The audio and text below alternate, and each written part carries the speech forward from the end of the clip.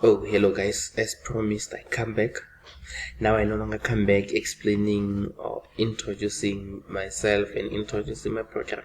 Alright guys, if you want to know what this program is all about, guys, don't waste time. Just go and check my introduction to my online classes, guys. So in this video, guys, as promised, I said I will bring a video whereby I will be treating a question, showing you how I will be doing things with my learners, or I can call them my clients, right? So without any waste of time, guys, this is my information. If you want more information about this, go to my introduction video. You will get all the information you need. Right, for now, let's get to what we must do. So guys, I just randomly chose this topic, guys. So we're gonna be dealing with the fixed asset now. Right, we will be dealing with the fixed asset. So I just want to show you the simplest thing that we're going to do, how I'm going to teach my learners, right? So let's jump into it. Right, below here, guys, we are having the information and the questions about the fixed asset, right? So the following information appeared in the books of the PJ traders for the financial year ended 31st of December 2007, right? Calculate the following depreciation on equipment sold on the 30th of September, right? Guys, I just want to jump to the first thing that I want my learners to do here, guys. Right, when my learners are having the financial year, this is where they must start, guys.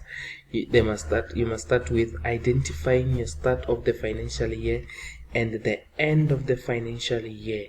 Are we together, guys? So that we can see what happened during the year. Right, let's look at the first question. I just want us to straight go to answer the first question that says calculate the depreciation on equipment sold on the 31st of on the 30th of September. Right, guys, we're gonna jump straight into that.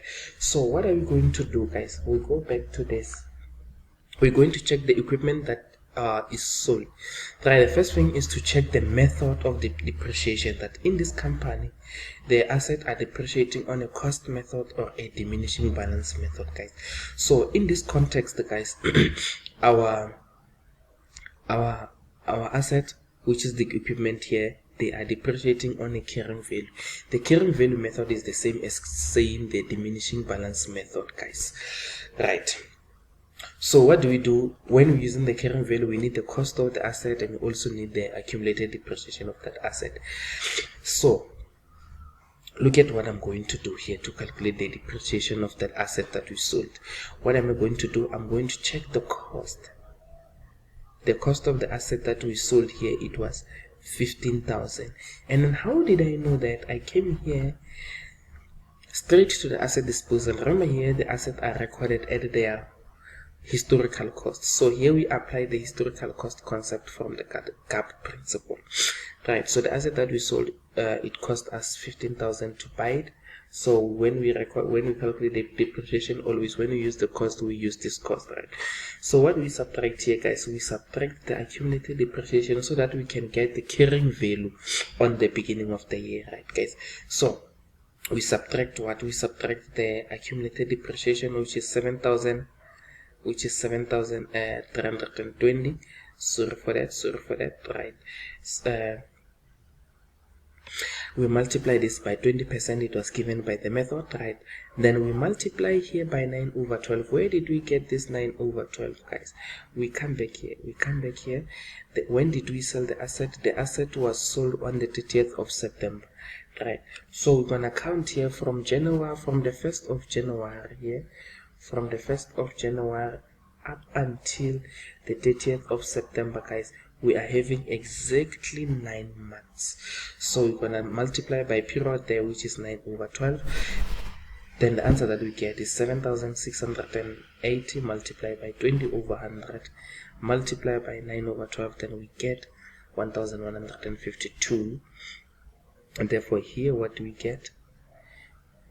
1,152. This is our depreciation of the asset that we just sold here. Then we're gonna get ourselves our 4 marks here. Simple as that. Right, let's move quickly to the next question. What does the next question say? Right, the next question, guys, says here it says calculate the total depreciation for the year. So when we calculate the depreciation for the year, guys, we're going to consider the new asset that we bought, we're going to consider the asset that we sold, we're still going to consider the old asset that we have. That means that is the asset that we didn't sell, right? We didn't do anything, the asset was not touched, but then that means that asset is going to depreciate for this current financial year. Right, let's jump into it.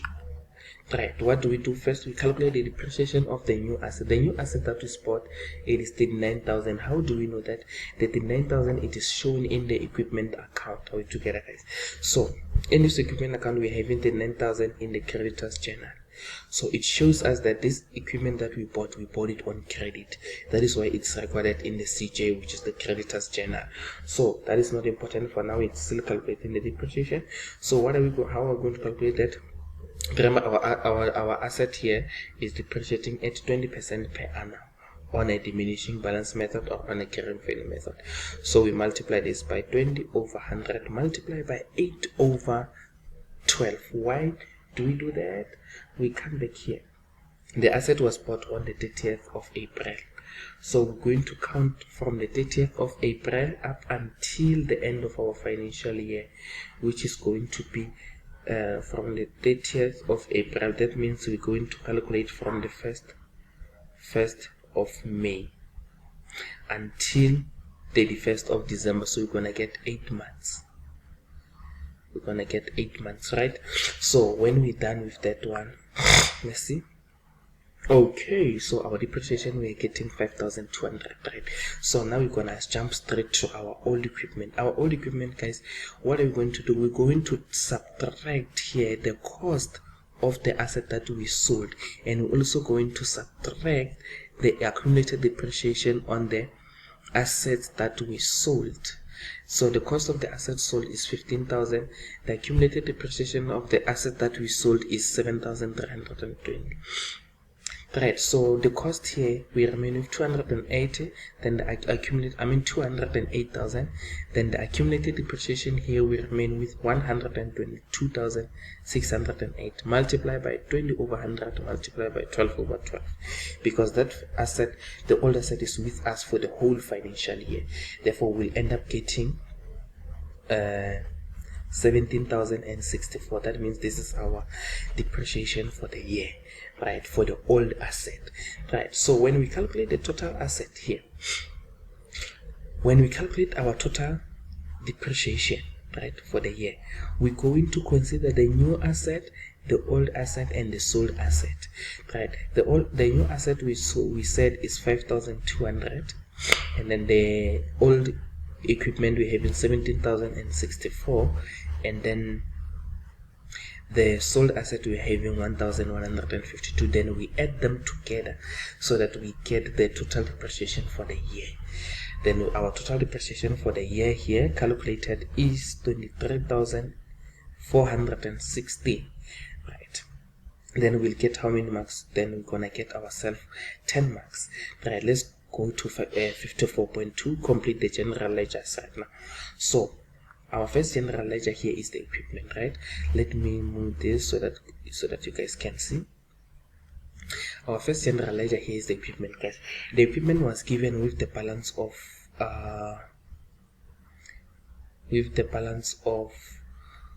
223,000, right?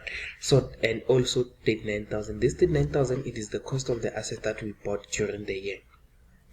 Right, what happened during the year is that we sold the asset. So when we sold the asset, that means, the equipment is affected negatively. So when it's affected negatively, we know that we're gonna record that amount in the credit side. Then it's gonna subtract. How do we subtract? We subtract the original cost of the asset that we are selling, right? So that is why here we are subtracting 15,000. I mean, accounting, when you subtract or you add, you just record in the opposite side, right? So this information was not given, and how do we know that this is the account here is the creditors control? Is because the folio here says CJ. Oh my god, oh my god, oh my god. Oh my god. All right, sorry for that. Right, so it's in the creditors journal, therefore the account here affected is the creditors control. Right. Without waste of time, then we have to balance our account. Now we check these two, when you add them together, they're more than this 15,000. Therefore, we're going to balance here on the credit side. So our balancing figure here, this is our balancing figure, which is 246. How do we do that? We say 223 plus 39 minus 15,000, then we're gonna get this amount, right? So this will be our opening balance for the next financial year in the equipment account. Right, let's go to the accumulated depreciation. Right, accumulated depreciation, we are having the balance here at the beginning of the year. Let's quickly go to the question paper here. According to the question paper, the accumulated depreciation was having an opening balance of 130,000, right? So sorry for that. What happened during the year is that we sold the asset. So when we sell the asset, what do? We take out the accumulated depreciation of the asset that we're selling. It is affected negatively. So accumulated depreciation, guys, is a liability, guys. So it has a a credit balance. That means this side is decreasing, this side is increasing. Therefore, why do we debit an asset disposal? Because these are the total accumulated depreciation of the asset that we are selling. That's why we say we take the accumulated depreciation at the beginning of this financial year and adding it with 1,152 just to show the depreciation for this current year. Right here we're having that amount. This is the depreciation for the year of the asset that we are selling, and then this is the accumulated depreciation for the year for the new asset and for the old asset, guys. So they amount to 22,000. So right now what we do, we balance the account as well. So when we balance the account as well, we can see that the credit side is bigger than the debit side here. So what do? We're going to say 130 plus 1,152 plus 22,000 minus 8,472. Then we're gonna get 144,000. Then this closing balance is going to be our opening balance in our next financial year when we open the accumulated depreciation. Right, we move on to the asset disposal now. Let me move myself here. Right, asset disposal, guys, this account it is drawn when we record the asset that we are selling. Right guys, we only have one equipment, two computers that we were selling. Right, those computers, they were amounting to 15,000. If you check here, guys, what we play here, we play with the double end. If you go check the equipment account, we have credited the asset disposal. We have credited the equipment with 15,000. Therefore, we're going to open the asset disposal account and debit it with 15,000. Right, guys? And then what are we going to do next? We're going to show how did we sell the asset. The asset was sold on a credit, so the account affected is the debtors control, given that one. Right, now we're going to take all the accumulated depreciation of the asset that we are selling since day one up until the last day we've sold the asset. So these are our opening balance of the accumulated depreciation of the asset that we are selling, and this is the accumulated depreciation of the asset for this current year. So they amount to 8,472. Right, we balance. This is the balancing figure, guys. We have made a profit. How do we know that we have made a profit? We're going to say 15,000 minus 8,472, correct? And then we're going to again subtract 7,000. Then we're gonna get 472, correct? Right.